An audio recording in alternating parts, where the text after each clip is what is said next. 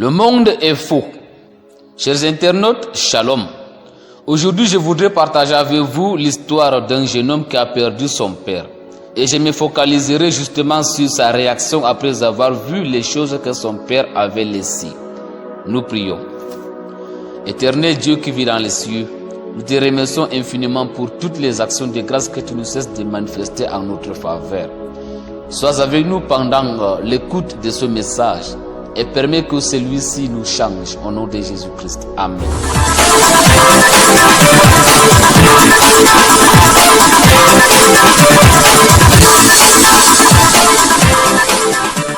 Le monde est faux.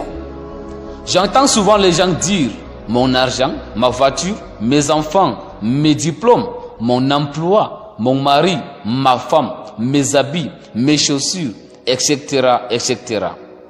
Alors, quelle dignité dans cette vie?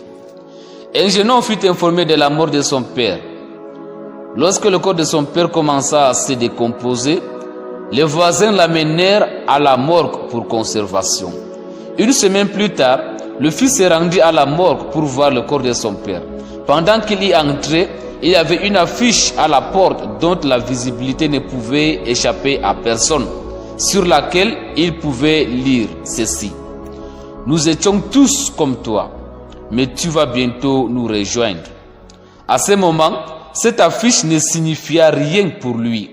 Il alla à l'intérieur de la morgue pour voir le corps de son père pour quelques minutes et ressortit hors du bâtiment. Comme il ressortait, il aperçut une autre affiche placée dans un endroit stratégique qui disait « Bientôt tu seras comme nous ». Cette affiche toucha son cœur de pierre et ce fut un moment de repentance pour lui. C'est alors qu'il comprit en ce moment que toute chose sur cette terre est comme un rêve, comme une vapeur. Chers internautes, la vie en elle-même n'est pas réelle à l'image de toute chose qui est temporaire. Bientôt nous serons comme ceux qui autrefois vivaient, mangeaient, dormaient, riaient, parlaient, chantaient, jouaient sur cette terre. Mais aujourd'hui, il n'existe plus. Alors lorsque le jeune homme retourna à la maison de son père, il regarda les choses que son père avait laissées. Ses chaussures, ses habits, son argent, sa voiture. Puis, il se mit à pleurer et commença à fouiller l'armoire de son père. Il vit les billets de banque bien craquants en dollars, bien arrangés, alors que le propriétaire était à la morgue. Le jeune garçon s'est ainsi rappelé de la fiche qui disait « Nous étions tous comme toi, mais tu vas bientôt nous rejoindre ». Alors il pleura davantage. Ça fait vraiment mal, n'est-ce pas? Tu peux manger du poulet, des légumes, du poisson, du riz gras, mais n'oublie jamais que ta chair deviendra de la nourriture pour les asticots. Et ton âme, où ira-t-elle? Tu conduis une voiture de classe aujourd'hui, mais demain, une voiture va te conduire. Tu vis dans une belle habitation aujourd'hui, mais demain, ça sera dans un cimetière. Tu dors dans un beau lit aujourd'hui, mais demain, ça sera dans une tombe. Rien ne peut remplacer ton âme. Elle n'a pas de prix. Elle est particulière et extraordinaire. L'âme représente ta vraie personne qui vivra après ta mort. Tu perdras tout si tu meurs sans Dieu et si tu as vécu sans Dieu. Ça ne te sert à rien de gagner ce monde entier si tu perds ton âme.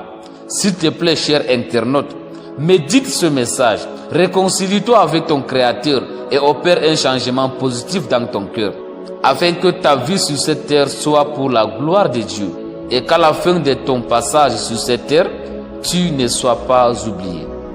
Un seul mot suffit pour le sage. En effet, nous appartenons tous à Dieu et nous devons retourner vers lui. Cher internaute, tu pourrais penser que tu es en bonne relation avec Dieu. Si tel est le cas, je te félicite et ce message n'est pas pour toi, mais pour les pécheurs. Tu pourrais te tromper. Si tu es réellement sage, ne prends pas ce message à la légère, car il est une opération de sauvetage. Et si tu trouves que ce message est important pour changer de vie, alors partage-le avec tes proches. Que Dieu te bénisse et qu'il permette à ce que ce message te change véritablement. Au nom de Jésus-Christ, Amen.